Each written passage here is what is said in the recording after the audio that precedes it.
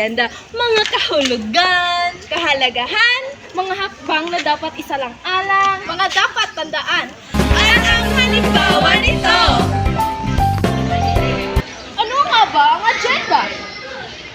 Agenda? Ang agenda ay isang mapa o listahan ng mga tatalakayan sa pulong. At ayon kay Son Resort noong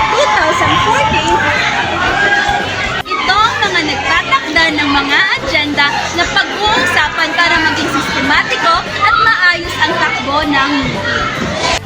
Bakit nga ba importante ang agenda? Ang agenda ay importante upang makalam sa lahat kung ano ang pag-uusapan, sino ang magpapaliwanag, at gaano matagal ang pag-usapan. Pangalawa, binibigyan ito ng pagkakataon ng nakasabi ng maganda bago pa man magsimula ang meeting. Ang pangatlo, nakakatulong ito upang umalagay sa mga sundalo at hindi masayang ang oras ng lahat. Gusto ko malaman ang mga hakbang na dapat isang-alang sa agenda? Una, gumawa ng memo. Dapat ipaalam sa mga tao ang meeting kung ano ang petsa, ang oras, at saang lugar.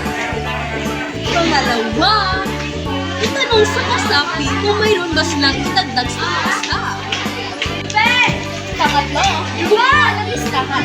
Mas maganda kung naka-table format para mas malinaw. Pang-apat, ipadala ang kopya sa agenda isa o pangalawang araw bago ang pagpupulong. Ang panglima or panghuli, simulan at tapusin sa itinakdang oras.